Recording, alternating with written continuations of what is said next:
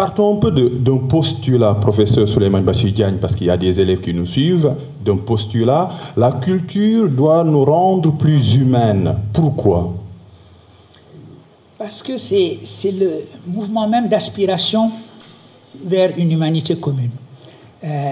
Quand je dis que l'humanité c'est un devenir, évidemment, ce devenir s'inscrit dans la culture, parce que sur le plan de la nature, aujourd'hui on remet en question, et à juste titre, cette séparation trop radicale entre nature et culture. Mais disons que du point de vue de la nature, du point de vue du biologique, il n'y a plus véritablement d'évolution à attendre de nous. Nous avons atteint la forme biologique qui est la nôtre, encore que sur le temps long de l'évolution, on ne sait jamais. Peut-être qu'avec l'habitude maintenant d'être sur nos téléphones portables, nous allons avoir des pouces plus longs du fait de l'évolution. Mais enfin, on peut penser que sur ce plan-là, l'évolution, ma foi, s'est arrêtée. En revanche, il y a un rebond de l'évolution sur le plan de la culture. Et ce plan-là, c'est précisément l'aspiration à l'humanité qui est la nôtre. Nous allons vers cette humanité-là. Je prends par exemple la manière dont un philosophe aujourd'hui un peu oublié, mais qui est en train de revenir en force d'ailleurs, Teilhard de Chardin, la manière dont il a vu l'évolution. C'est un penseur de l'évolution comme Bergson. Teilhard de Chardin parle, on le sait, de la géosphère, la constitution de notre terre commune, la constitution du cosmos, suivi par la biosphère, l'apparition de la vie, et il dit que nous sommes entrés dans le temps de la noosphère, c'est-à-dire le moment de l'intelligence. Donc, c'est le moment où l'évolution n'est plus seulement une évolution biologique, mais l'évolution de l'humain se fait par la culture. L'humain devient plus humain, l'hominisation est suivie par l'humanisation, et cette humanisation, c'est aussi le moment où nous engageons dans la construction d'une humanité. Est-ce qu'on peut mêler ou faire un peu, ce serait oxymore, si ce serait une figure du style, souveraineté et culture? Alors, souveraineté et culture, si par souveraineté, on prend le premier aspect de la citation que j'ai donnée de Senghor, l'orgueil d'être différent, c'est-à-dire l'appréciation et l'affirmation de ce caractère unique, de ce visage unique que l'on donne à l'aventure humaine. Chaque langue humaine, chaque culture humaine porte un visage particulier, unique de l'aventure humaine, mais cette aventure humaine, encore une fois, est commune. C'est-à-dire qu'il faut toujours mesurer ce caractère unique et singulier au bonheur d'être ensemble. Et comprendre qu'il ne s'agit pas de veiller comme un cerbère sur une identité de sa propre culture, mais une affirmation de cette culture dans un mouvement également de l'ouvrir en permanence et de comprendre qu'elle est constituée par cette ouverture. Ce n'est pas qu'elle se constitue et qu'elle s'ouvre, elle est constituée par l'ouverture elle-même. Ce qui fait que poursuivre, si je veux jouer sur les mots, mais ce n'est pas simplement un jeu de mots, poursuivre la culture de l'identité, c'est se tromper sur l'identité de la culture, sur la signification de la culture. Il n'est de culture, en effet, que dans cette ouverture que ma particularité me donne sur l'universel humain. Ne pas l'oublier. Alors, évidemment, si on transforme cela maintenant en une attitude purement défensive et réactive, par exemple, j'entends des gens estimer que la meilleure manière d'affirmer sa différence et sa souveraineté, c'est de s'amputer d'une langue, s'amputer de la langue française. Il n'y a rien de plus... Bon, je vais essayer de trouver un mot moins violent que celui auquel j'ai pensé, de moins absurde. Me diminuer d'une langue pour faire l'intégrité de mon identité. Voilà. Je me mettrai du jour au lendemain à arrêter de parler cette langue dont on entend bien qu'elle m'obéit, qu'elle m'est à ses dossiers et qu'elle m'aime bien, pour dire que c'est une manière d'affirmer la souveraineté qui est la mienne. Au contraire, l'islam nous enseigne que autant de langues on parle, autant d'humains on vaut. Et il y a Doyen Fofana qui a lâché cette phrase culte. du livre de Cheikh Hamidou Kane. Bon, je la paraphrase. Ce que l'on perd vaut mieux ce que l'on gagne. Qu'est-ce que l'on perd, qu'est-ce que l'on gagne en s'ouvrant? Ou bien il faut savoir s'ouvrir? Il faut savoir s'ouvrir, c'est-à-dire il faut toujours savoir que l'ouverture est, comme je le disais tout à l'heure, constitutive de l'identité. On dit par exemple qu'il faut être arc-bouté sur son identité.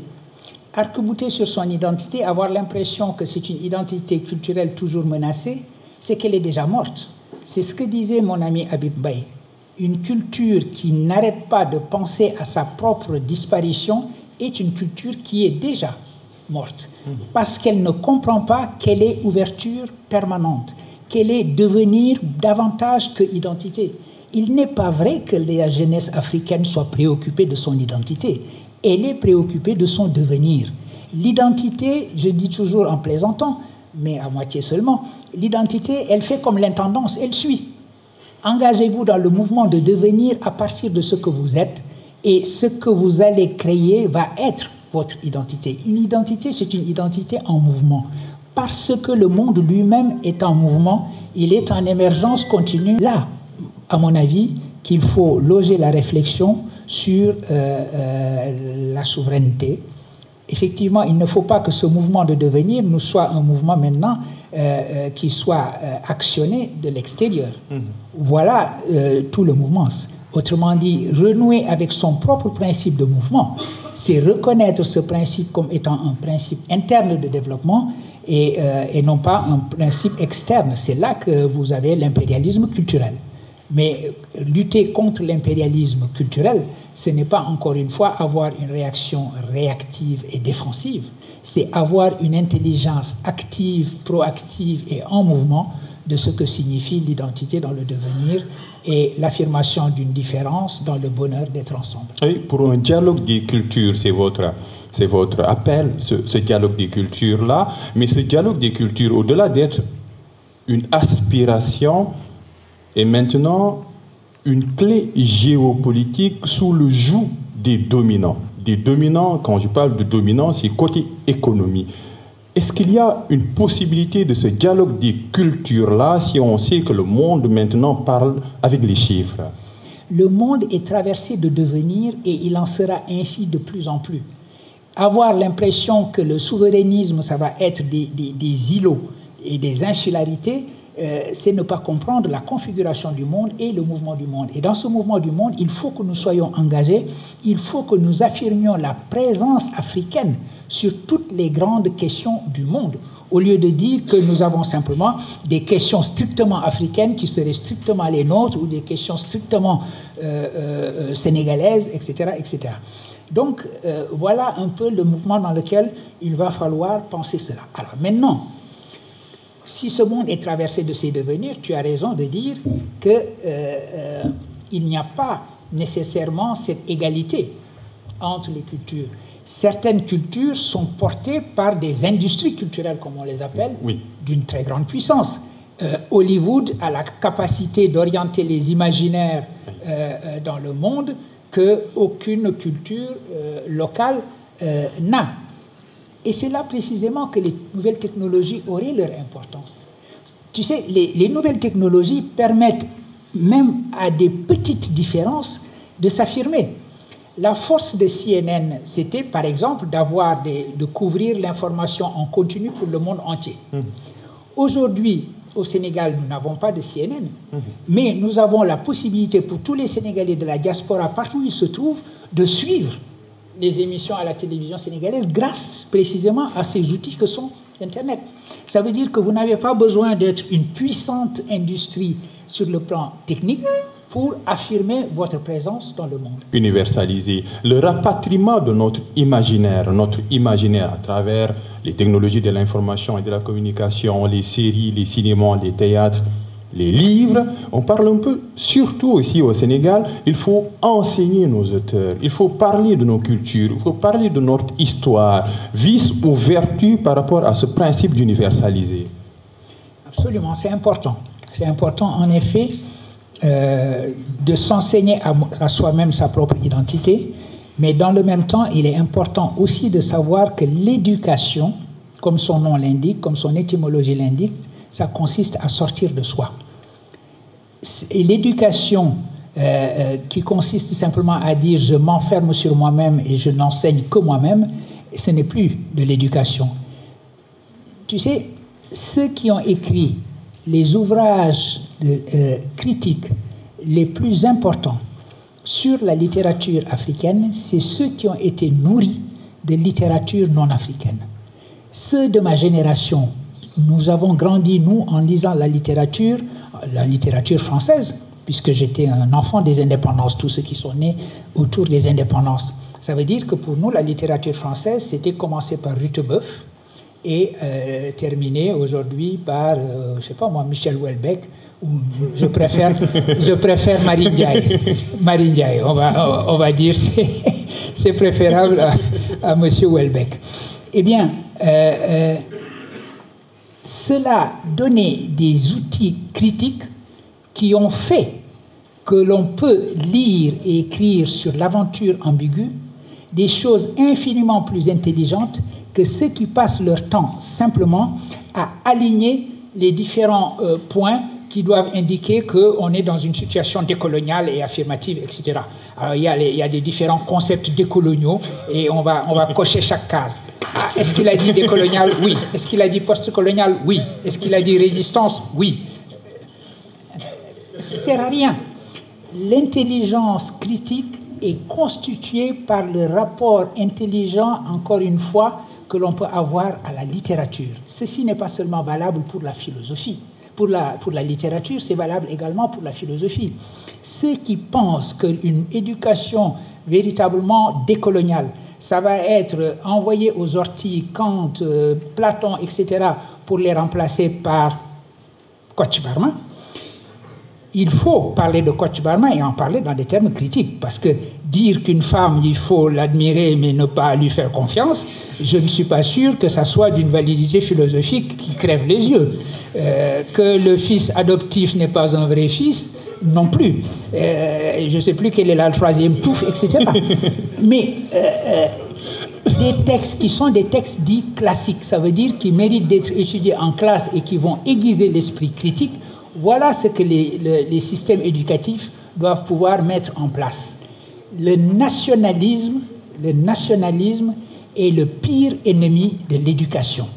Comprendre que l'éducation est engagée dans le mouvement de Ubuntu, c'est-à-dire enseigner à l'humain à devenir pleinement humain, c'est-à-dire enseigner à l'humain la capacité de décentrement, la capacité d'aiguisement de l'esprit critique qu'il y a dans le décentrement, c'est cela la véritable éducation. Il faut le faire évidemment dans les langues qui sont les nôtres, parce que confiner notre langue Wolof dans une simple activité d'interaction privée, ça n'est pas rendre justice à cette langue-là. Il faut les rendre à leur devenir langue de création, leur devenir langue de science, évidemment. Mais en même temps, comprendre que la relation que nous devons avoir au savoir est une relation de décentrement et d'ouverture et non pas une manière de se claquemurer dans ce qu'on estime être son identité. J'ai moi-même une structure qui s'appelle Ubuntu Executive Coaching. Je travaille là-dedans. Alors, je vous écoute, je vous ai lu. J'ai un peu travaillé sur Le fagot de ma mémoire, qui est pour moi un des plus grands ouvrages, en tout cas qui m'intéressait moi de mon point de vue. Et ma question, depuis tout à l'heure que je vous écoute, depuis toujours, j'en ai parlé un peu quand je faisais la réflexion sur Le fagot de ma mémoire, c'est qu'est-ce qui fait que vous soyez... moi, je suis très inspirée par Carl Rogers sur l'approche centrée sur la personne, mais vous concernant, je pense que c'est plus une approche centrée sur l'humain avec un grand H. Vous êtes obsédé par l'humain. Qu'est-ce qui, dans votre être culturel, fasse que vous soyez, que vous engagez autant sur la notion d'Ubuntu? Comment fait-on pour discuter de discrimination? Comment universaliser les concepts, les moyens de lutte, la manière de définir ce qu'est une discrimination et comment y remédier sans se faire condamner d'occidentalisme. Les Africaines, quand elles ont été confrontées au féminisme, elles ont d'abord demandé à décoloniser. À la fin des années 77-80, la majorité des femmes qui aujourd'hui écrivent sur les femmes ont d'abord demandé à décoloniser. Tu appelles ça désoccidentaliser, parce que c'est sans doute ça. Dans le livre Ubuntu, quand on a lu Le fagot de ma mémoire, on en sort frustré.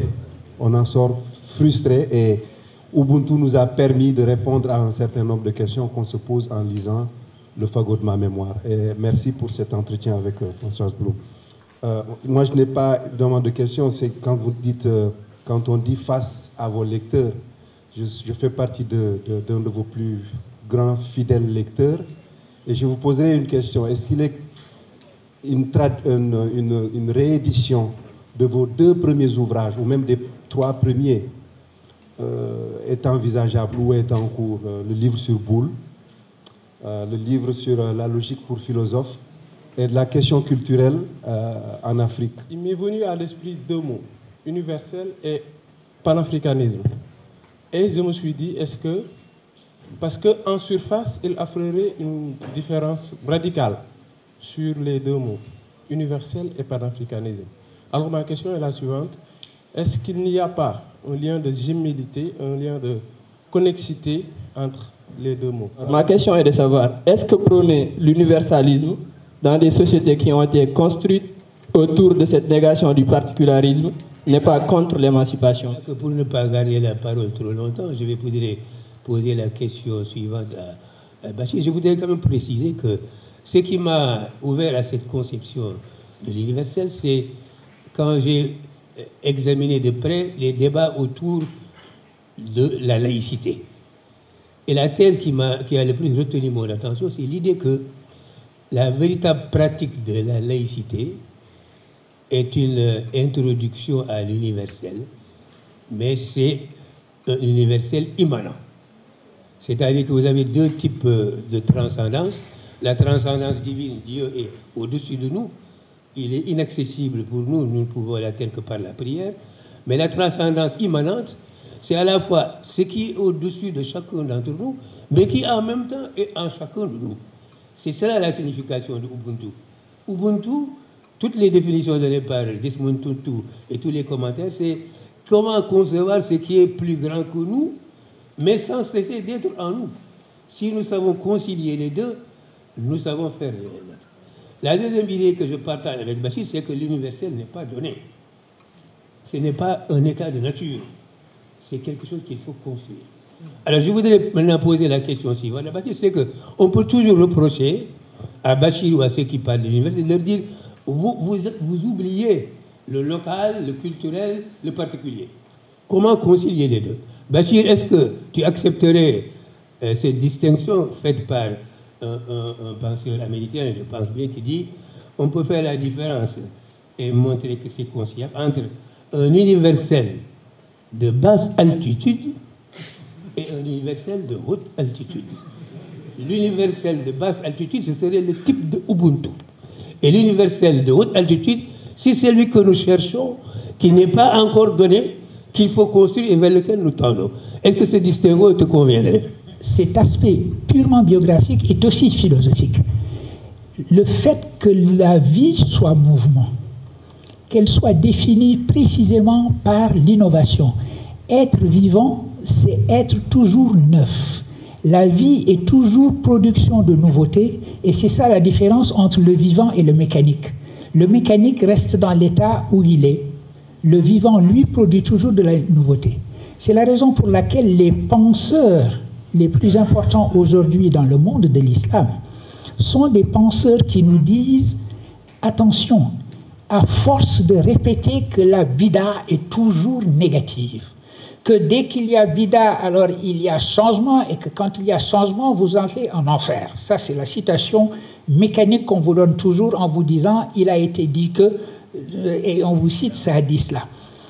Qu'est-ce qu'on fait du fait que la vie elle-même est innovation? C'est la vie qui est innovation. Vous ne pouvez pas lire le Coran aujourd'hui comme le disait un Irakien du 8e siècle. De la même manière que je ne peux pas écrire sur le Souleymane Bachirian que j'étais il y a 17 ans en toute honnêteté et en toute fidélité, parce que je n'ai plus 17 ans.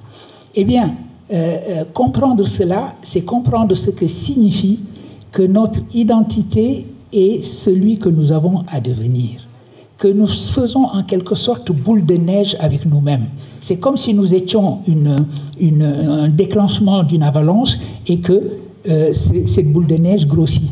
L'originel et l'original est toujours là, mais il s'est enrichi dans le mouvement de devenir. Et ceci me guide vers ce que disait Fatso tout à l'heure. Je l'appelle Fatso parce que nous sommes dans un cadre académique, mais bien entendu, c'est ma tante. Et justement, la signification de cette charia et ce que signifie universaliser aujourd'hui. Ce que j'en dis, c'est que il y a deux choses. Premièrement, que dit le Coran? Le Coran dit « Nous vous avons créé d'une âme unique ». Et cela a une importance considérable. C'est-à-dire que le point de départ, la prémisse suprême, c'est l'égalité ontologique radicale entre l'homme et la femme. La femme n'est pas dérivée de l'humain. La côte d'Adam, qui serait l'origine de la femme, n'est pas un récit coranique. Même si aujourd'hui, des musulmans répètent cela tellement qu'on a l'impression que c'est dans l'islam, ça ne l'est pas. L'origine n'est pas dérivée, dire nous vous avons créé min nafsin wahida, d'une seule et même âme. Ça veut dire que l'origine ontologique est une égalité radicale. Ça veut dire donc que cette réalité-là, de l'ontologie, de l'égalité radicale entre l'homme et la femme, il nous appartient à nous de la réaliser dans le mouvement de notre propre existence et dans le mouvement de notre vie. Il y a le besoin aujourd'hui de réfléchir à ce mouvement et à la reconnexion de l'islam avec le principe de son propre mouvement. Ce que j'en disais tout à l'heure sur un plan plus séculier concernant le fait que les cultures doivent toujours être dans la continuité de leur propre principe de mouvement, a fortiori pour ce qui est de la religion. Réfléchir sur la signification de la charia aujourd'hui. Se rappeler d'abord qu'il n'y a pas dans le Coran quelque chose qui s'appellerait charia avec des codes en disant la charia c'est ceci, c'est cela. Le nom comme substantif n'y apparaît pas. Shara'a, le fait de suivre sa voie, n'a rien à voir avec un corps constitué. La charia elle-même est une constitution humaine. Et il faut la prendre ainsi et l'étudier de cette manière-là et s'interroger sur ce que signifie aujourd'hui que la religion soit une religion vivante, que la parole religieuse soit une parole vivante, c'est-à-dire qu'elle s'adresse à nous dans le temps que nous vivons, en fonction des termes que nous employons et pour les problèmes auxquels nous devons faire face. Et le féminisme, je l'inscris dans ce cadre-là. Ça veut dire aussi que nous devons être vigilants. Je dois être vigilant. Je dois toujours me demander les propositions que j'énonce, qui prétendent avoir une validité universelle, est-ce qu'elles le sont vraiment? Est-ce que quand je dis l'humain, j'ai fait véritablement place à une femme dans ce que je dis? Est-ce que quand j'écris quelque chose, une réflexion sur l'universalité, j'ai véritablement fait en sorte que cette universalité et cette manière d'y réfléchir soit véritablement inclusive? Et ça, c'est une manière que l'on a. Il faut s'éduquer à cela, parce que c'est le seul moyen de sortir de l'espèce de chape patriarcale dans laquelle nous vivons. S'aviser que cela peut toujours affleurer dans mon propre discours et être donc en train toujours d'examiner mon propre discours pour me demander si véritablement je fais place à l'humanité en général et en particulier à ce que Mao Zedong appelait l'autre moitié du ciel. Ça, c'est une vigilance que les intellectuels de manière générale, les philosophes en particulier, doivent toujours avoir. Et je dois te dire, ma chère tante, que c'est une chose que tu m'as apprise, c'est-à-dire être en train de toujours examiner mon propre propos pour savoir si je n'ai pas exclu d'une manière inconsciente ou semi-consciente la moitié du ciel. Et c'est une attitude philosophique. Le philosophe est celui qui interroge tout, qui ne prend rien pour donner et qui s'interroge sur les conditions de son propre discours. Et voilà une attitude proprement philosophique que d'être dans ce mouvement d'interrogation toujours et d'interrogation permanente des présupposés du patriarcat qui peuvent s'inscrire dans nos discours. Au propos de Ablaye Liman, aussi sur à la fois la question très précise sur l'universel et le particulier. Et tu as mille fois raison, Ablaye. Nous travaillons, toi et moi, dans la même direction de ce point de vue-là. Et nous sommes d'accord aussi sur le fait que quand je dis l'universel et le particulier, quand nous disons l'universel et le particulier, nous avons l'impression de parler de deux choses différentes. D'un côté, il y a l'universel, de l'autre, il y a le particulier, et on se met à se demander comment faire pour les réconcilier. Est-ce qu'il y a ce que quelqu'un appelait tout à l'heure une connectivité ou une gémellité? Je vous remercie de cette question-là. Eh bien, le particulier n'est ce qu'il est que comme instance de l'universel. Le mot instance est important. L'universel est inscrit dans le particulier. Je vous donne un exemple précis qui parle d'ailleurs à l'histoire des sciences que nous avons aussi en partage avec Ablaye Kane. Le fameux théorème dit de Pythagore. On dit c'est un théorème universel qui dit que quand vous avez un triangle rectangle, la somme des carrés des deux côtés est égale au carré de l'hypoténuse. Et on vous dit c'est Pythagore qui est le père de cette affaire-là. Vous regardez un papyrus égyptien, et ça c'est un exemple, il y a des tas d'exemples que l'on trouve dans l'œuvre de Cheikh Anta Diop. Vous avez des papyrus qui vous disent, qui vous parlent de triangle rectangle, le triangle 3, 4, 5. Effectivement, si vous avez un triangle où les rectangles, où vous avez un côté 3, un côté 4, l'hypoténuse qui est de 5, 5 au carré, c'est 3 au carré, plus 4 au carré. On se perd. Comment? On se perd, j'ai dit. Non, c'est un exemple simple, me semble-t-il. Je pense. En tout cas. Le regard de Fatima Diallo. Ok, non, mais c'est vrai que les mathématiques, malheureusement, sont telles qu'il y a une sorte d'horreur absolue. Dès qu'on parle de quelque chose de mathématique, on part du principe qu'on ne va pas comprendre. Alors que l'exemple est simple. Comme dirait Frege, on dit mathématica sunt non leguntur. Ce sont des choses mathématiques, on ne les lira pas. Eh bien, dire que les Égyptiens ont pensé un exemple particulier, 3, 4, 5 ou d'autres exemples de la même manière, alors que les Grecs, eux, ont pensé universellement le théorème de Pythagore, c'était la manière impériale, néocoloniale, colonialiste, de dire que les choses doivent être nécessairement grecques. Si elles ne sont pas grecques, elles n'existent pas. Or, c'est tout le travail considérable de Cheikh Anta Diop, précisément, d'avoir indiqué que l'origine de la civilisation, en particulier l'origine d'un théorème comme le théorème de Pythagore, n'est pas une origine grecque, mais une origine égyptienne. Alors, si les papyrus ont travaillé sur des exemples précis, l'exemple du triangle 3, 4, 5, c'est parce que le triangle 3, 4, 5 est une instance particulière de l'universel du théorème. Et donc, le particulier n'est pensable que parce qu'il est une instantiation de l'universel, et donc l'universel est lisible dans le particulier. Tout le travail de la science, c'est de lire, de pouvoir lire l'universel dans le particulier, et donc il n'y a pas un face-à-face entre l'universel et le particulier et la question de savoir comment les concilier. Ils sont indéchirablement liés parce qu'ils s'interpénètrent, et donc sur ce plan-là, Ablaye et moi sommes tout à fait d'accord. Et merci d'avoir insisté sur le fait que, en effet, d'une certaine façon, l'idée unique que je poursuis, c'est la grande question kantienne, qu'est-ce que l'homme, qu'est-ce que l'humain? Et de ce point de vue-là, tu as raison aussi de dire que c'est mon obsession. En effet, je suis obsédé par cette question-là parce qu'il me semble que c'est la question la plus importante philosophiquement de notre temps. Les défis auxquels l'humanité est confrontée, qui sont des défis environnementaux, des défis sanitaires, mais également le défi politique de penser au-delà de la fragmentation et de la dissociation que crée dans le monde nos divisions culturelles qui sont une forme de la dissociation que crée le capitalisme international dans sa version dernière.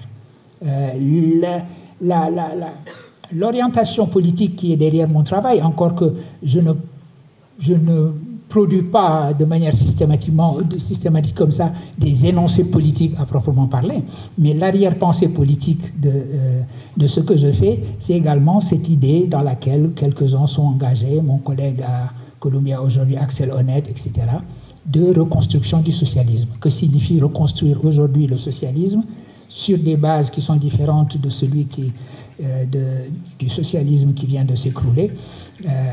C'est important d'aller dans cette direction-là, et c'est important de le faire autour de la question de la signification de ce premier universel qu'est l'humanité, telle qu'elle a été poursuivie par Jean Jaurès. Alors, sur la laïcité, en effet, c'est une manière de comprendre l'instance. La laïcité, il y a des laïcités, c'est ce que dit Bobero, spécialiste de l'étude des laïcités. Il y a des laïcités. Nous, ici au Sénégal, nous connaissons la laïcité que nous mettons en place, et nous sommes toujours en train de regarder la laïcité à travers les lentilles de la laïcité à la française. La laïcité à la française qui a une sorte de volonté, qui est une sorte de volonté d'écarter la religion de l'espace public. Mais la laïcité française n'est pas la laïcité allemande, qui n'est pas la laïcité anglaise, qui n'est pas la laïcité américaine. Il vaut mieux dans ces cas-là, en effet, parler de pluralisme. Comment faire en sorte d'organiser le pluralisme de telle sorte que les religions puissent vivre ensemble. Et cela, c'est une chose que les religions comprennent parfaitement. Et la distinction que tu établis entre cet humanisme ou cet universalisme par le haut ou par le bas va parfaitement dans la direction que voilà. Alors, aide-moi un peu, je me perds dans mes... Alors, panafricanisme et universel. C'est important. Il y a aujourd'hui une forme de panafricanisme qui est purement réactive. On dit on est panafricaniste en fonction de ce contre quoi on est. Et on se demande que signifie un panafricanisme de la construction. C'est-à-dire un panafricanisme où nous ne nous retrouvons pas simplement par ce contre quoi nous sommes. Il faut être anti-impérialiste, soit, il faut être anticolonialiste, certainement, il faut être anti-néocolonialiste, certainement. Mais quand vous construisez le panafricanisme, c'est une construction qui est une construction positive et non pas une construction réactive. Et c'est en cela que le panafricanisme ne va pas contre l'universel, mais est une exigence de l'universel. J'ai une citation que je donne dans mon livre, qui est une citation, encore une fois, de Alioune Diop. Et Alioune Diop dit la chose suivante, j'espère que je l'ai noté dans mes... Oui, Alioune Diop dit « Il s'agit de sauver l'universel de l'égoïsme ou de l'insuffisance de l'Occident. » Autrement dit, non pas dire à l'Occident « Tu produis un discours universaliste ou universel, nous allons opposer à ce discours universel notre particularité et notre panafricanisme qui est un panafricanisme anti-occidental. » Au contraire, c'est de dire tu parles de l'universel, mais l'universel c'est nous qui le portons. Précisément parce que nous sommes dans une situation d'oppression qui fait que nous avons la mission et la responsabilité de sauver l'humanité, d'émanciper l'humanité dans sa totalité de l'oppression, de viser la totalité.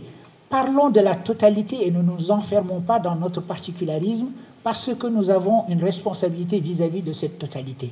Quand Nelson Mandela est sorti de prison, Ubuntu avait pour lui la fonction de sauver, d'émanciper l'Afrique du Sud, c'est-à-dire d'émanciper l'Afrique du Sud de l'oppression, d'émanciper l'oppresseur et l'opprimé.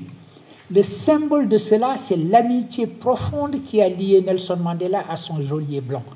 Cette amitié absolument improbable et qui est probablement l'une des choses les plus belles qui soient. Steve Biko a connu la même chose avec quelqu'un avec qui il a échangé des lettres et une de mes étudiantes sud-africaines a écrit un texte magnifique sur les échanges qu'il y a eu entre Steve Biko et cet homme blanc. Je suis autour de l'idée que précisément l'émancipation, ce n'est pas la victoire de l'opprimé sur l'oppresseur, ou plutôt que la victoire de l'opprimé sur l'oppresseur, c'est libérer tout le monde de l'oppression, l'opprimé comme l'oppresseur. Et c'est cela la signification de Ubuntu. C'est la visée qu'il y a derrière. L'idée que c'est le véritable sens du socialisme, parce que le socialisme, comme son nom l'indique, cela unifie.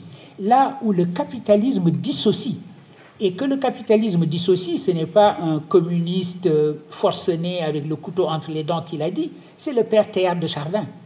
Théâtre de Chardin estimait en effet que lorsqu'il s'agit de construire la civilisation de l'universel et les forces de convergence qui vont créer et illustrer notre aspiration à l'humanité, ce qui s'oppose à cela, dit-il, ce sont les forces de l'égoïsme qui sont mises en place par le capitalisme. Il est dans la nature du capitalisme de dissocier. Le capitalisme se satisfait parfaitement d'une fragmentation culturelle du monde pourvu que les flux financiers, eux, ne soient gênés par aucune frontière. Sinon, les frontières culturelles, l'appropriation, un panafricanisme purement réactif, ils s'en accommodent parfaitement. J'espère n'avoir rien oublié. J'ai une question là, et ce sera la dernière. Est-ce qu'on peut pardonner dans la mesure où on ne peut pas oublier ce qu'on a pardonné? Oui. En effet, et ça me ramène à un aspect de la question de Jean-Luc aussi. Tout à l'heure, quand il a cité cette phrase de Mandela, « Je pardonne, je n'oublie pas ». Pardonner, en effet, ce n'est pas oublier. Vous savez, Yankelevitch et Jacques Derrida ont, je crois, véritablement pensé la vérité du pardon. On ne pardonne, paradoxalement, le paradoxe du pardon, c'est qu'on ne pardonne que ce qui est impardonnable. Sinon, si c'est suffisamment banal pour qu'on puisse pardonner facilement, il n'y a pas de problème, il n'y a même pas à réfléchir.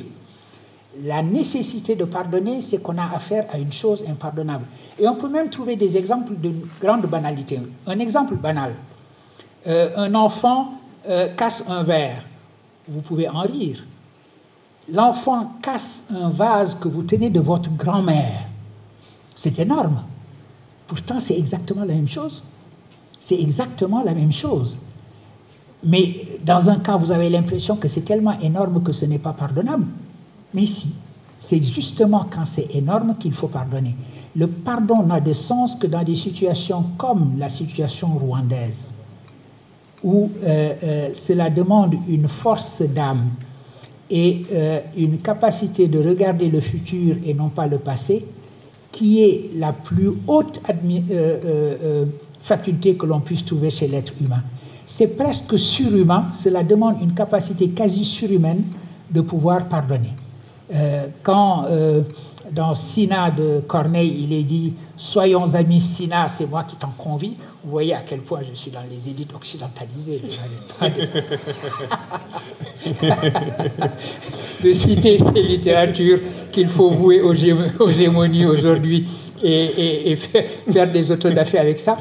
Mais c'est cela la signification du pardon. Tournons, sachant tourner la page. Mais cela ne signifie pas qu'on va oublier, évidemment, puisque, évidemment, la mère qui pardonne le commissaire de police qui a présidé à l'assassinat de son fils, elle n'oubliera jamais ce fils, parce que c'est inoubliable de toute façon.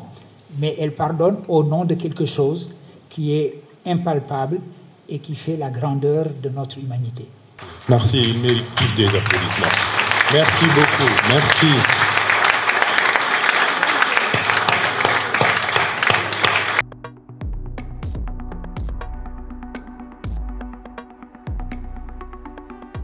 HK Média, le pari d'une information juste et utile, totalement indépendant, absolument véridique. HK Média est un nouvel espace animé par la volonté de contribuer à la diffusion d'une information de qualité, vraie et utile. Le Sénégal est notre site de déploiement, l'Afrique, notre priorité, le monde, notre horizon.